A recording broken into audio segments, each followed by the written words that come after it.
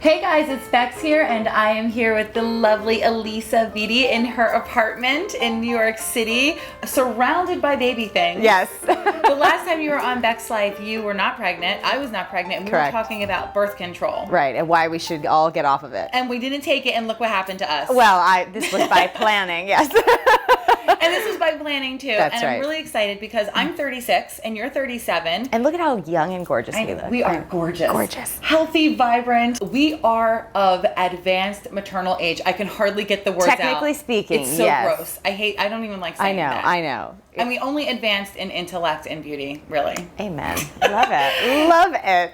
But a lot of our girlfriends are having babies, having their first babies. This is your first. Mm-hmm. This is my fifth. I'm not the norm. And they're having trouble.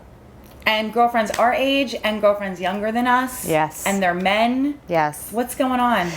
You know, I think it's a growing and somewhat, for whatever reason, silent epidemic, this rise in infertility, both male and female infertility, and what is termed idiopathic, meaning no known cause. So you go, you have your checkup, everything looks normal. There's no reason why you shouldn't be able to make the baby, but you can't. And in my 10 plus years now of working with couples and individuals on their fertility, there are three reasons that I see that are kind of at the core of why people are not able to have that reproductive capacity and that fertile window be as big and wide as it should be, right? Because you're really, the whole reason, by the way, why the pill was such a good thing back 50 years ago, 60 years ago when it came out, was because women were having their eighth, ninth baby at 45 because there was no way to prevent additional pregnancies. And they were fertile, perfectly fertile, you know, well into their 40s. And now we have women struggling in their mid to late 20s. So what has changed? And here's what I think has changed.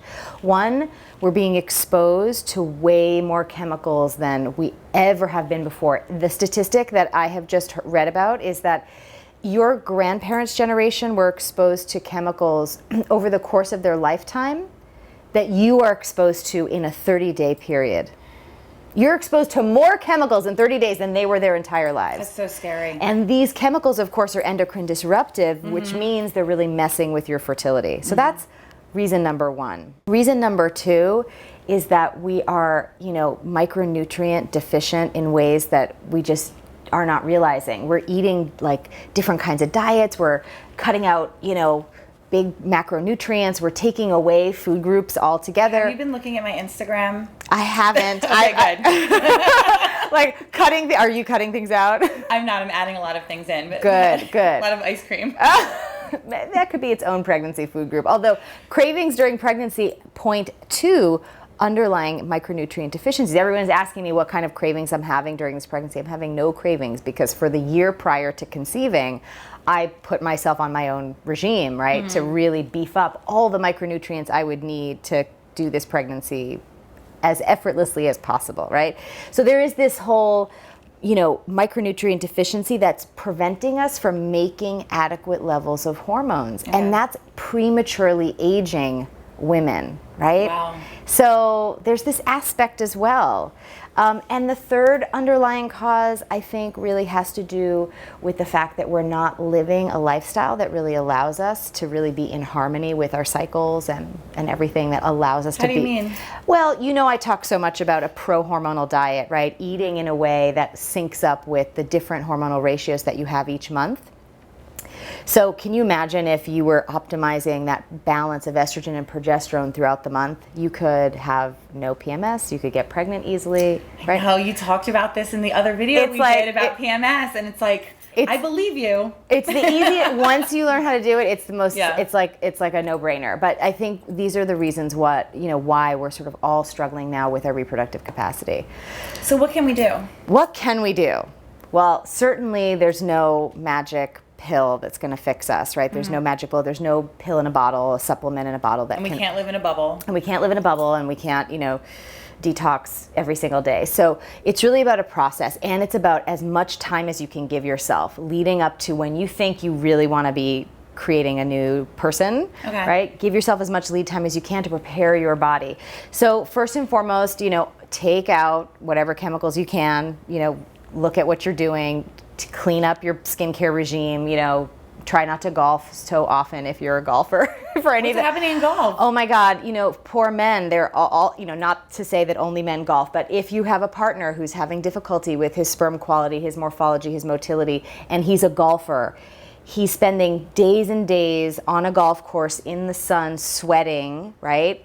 And he's exposed to, those lawns don't look like that on the golf course by accident, right? The pesticides that they use are pretty gnarly. So anywhere you can, reduce your exposure. Cleaning products. Skincare products. Your food especially. And go organic, certainly.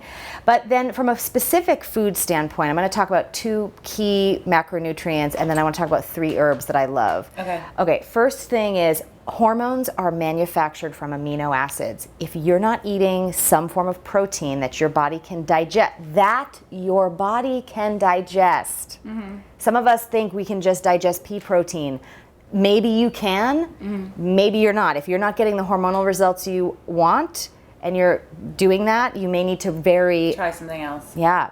So really look at the amino acids you're taking in, because all your hormones are manufactured from that, period, end of story. I don't care what else you're doing. Second thing is you need good quality essential fatty acids for those hormones that are made to actually be transported around your body and through the bloodstream. Anything that says fat in it, I'm a fan. Right? Avocados, coconut oil, good olive oil, sunflower seed butter, delicious. Anything you can do to get these types of super clean essential fatty acids in the diet is great. So those are 2 kind of food groups I really want women to focus on, because these are the ones we tend to go low on. We avoid because we're afraid of calories or things like that. Right. But if you do it right, not me, but if you do it right, it doesn't end up having you gain weight. In fact, once you get your hormones balanced, your weight naturally stabilizes where it should be, and that's kind of a nice relief. The 3 herbs that I love really address some of the underlying reasons why your endocrine system might not be working. So the first one is cinnamon.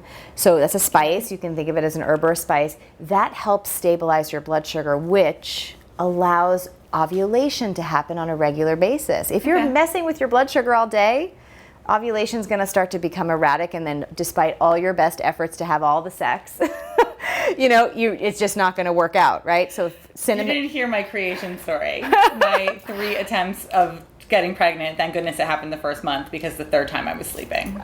So cinnamon on ice cream. Cinnamon everywhere you can get it. Cinnamon tea.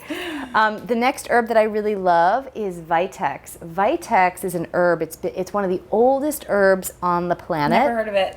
Also known as chaste tree berry, and it is a really amazing herb because it's one of the only herbs that works on the pituitary gland, which is located in the middle of your brain, and this gland is sort of the master communicator to all the other glands in the endocrine system. So it really has this indirect effect of boosting progesterone levels.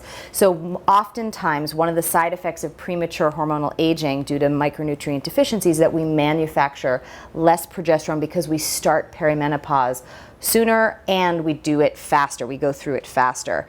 So progesterone, getting that level up, Vitex can really help with that. The 3rd herb that I really love to help again with the whole process of ovulation and all your hormonal balance is ashwagandha. It's an adaptogen that helps the adrenals respond to stress, because when cortisol levels are high, this other key hormone called DHEA becomes suppressed. And DHEA is another hormone by which we manufacture progesterone, and you need all the progesterone you can get to maintain a pregnancy. That's often the problem why there are miscarriages and things of that nature. Ashwagandha sounds like a female warrior battle cry. It's a good thing. I think we should just all run around screaming ashwagandha.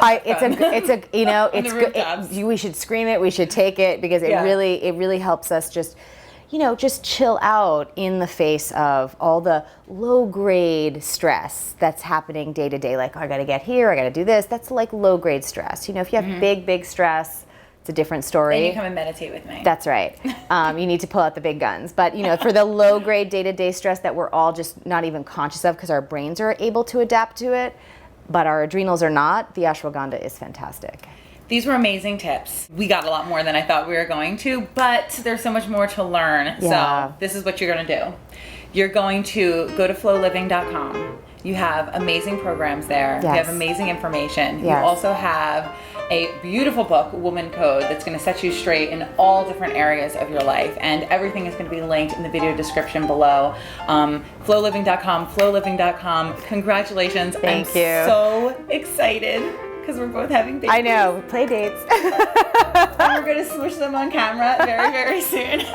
Someone just gave me this for a baby shower gift, and I am in love with my new mascot. This is an ovary and a fallopian tube, in case you weren't sure. Yeah. Super cute. It's gonna go in the crib, I think, for sure. Oh, every baby should cuddle an over it. At least mine should. See you guys. For more wisdom from Elisa, visit her at flowliving.com.